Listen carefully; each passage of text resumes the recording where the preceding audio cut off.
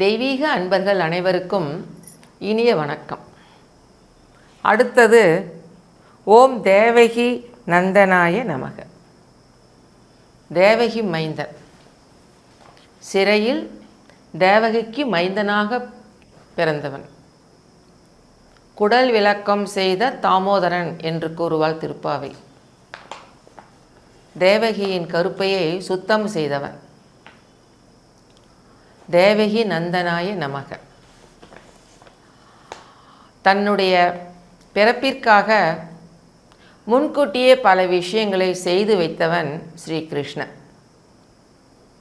தனக்கு முன் 7 குழந்தைகளை கம்சன் கொல்ல வேண்டும்.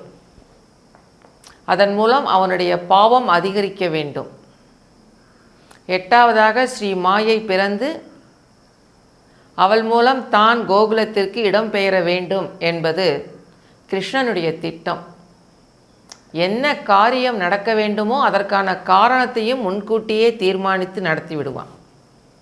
கம்சன் தேவகியையும் வசுதேவரையும் சிறையில் அடைத்த பிறகு அங்கு ஒரு கழுதையை கட்டி வைக்கிறான். ஏனெனில் கழுதைக்கு நுகர்வுணர்வு ஜாஸ்தி. எனவே ஒரு குழந்தை பிறந்த உடனேயே காவலர்களுக்கு தெரிவதற்கு முன்பே கழுதை உணர்ந்து கத்திவிடும்.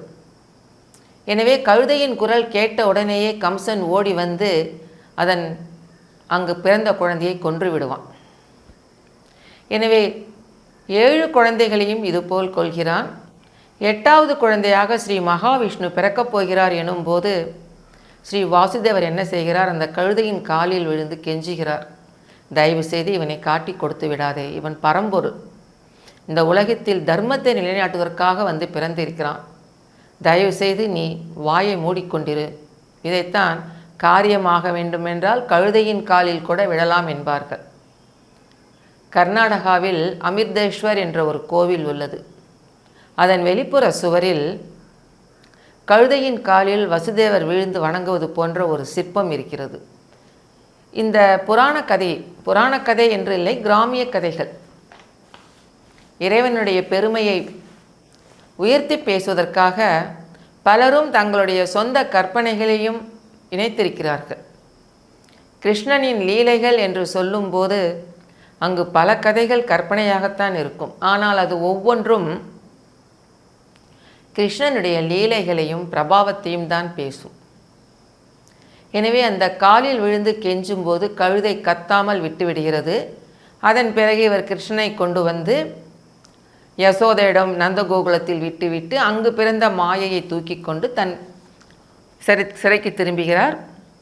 உடனே கழுதை கத்துகிறது. அதன் பின் நடந்ததெல்லாம் நமக்கு தெரியும். இதை தேவகி நந்தனாய, தேவகியின் மைந்தனே என்று போற்றுகிறார். அடுத்து ஓம் பாப நாசனாய நமக. இதை பற்றி ஏற்கனவே பார்த்தோம். பயநாசனாய நமக. அர்ஜுனனின் பயத்தை நீக்கியவர் சொல்கிறார், இவர்களை கொல்வதன் மூலம் உனக்கு பாபம் சேர்ந்து விடுமோ என்று நீ பயப்படுகிறாய். அர்ஜுனா, கொல்லச் சொல்வதும் நானே, கொல்வதும் நானே. எனவே இதன் மூலம் உனக்கு ஏற்படும் பாபங்களையும் நானே ஏற்றுக்கொள்வேன் என்கிறான் ஸ்ரீகிருஷ்ணன். உண்மையில் ஸ்ரீகிருஷ்ணா என்று கூறிவிட்டால் நம்மால் அங்கு பாபம் செய்ய முடியாது. பாப எண்ணங்களே நம் மனதில் வராது. அதுதான் உண்மை. அதைத்தான் ஓம் ஸ்ரீ பாப நாசனாய நமக என்கிறார் ஸ்ரீ பீஷ்மர். சர்வ பிரகணாயுத்தாய நமக. ஒரு சிறு துரும்பும் பல்குத்த உதவும் என்பார்கள்.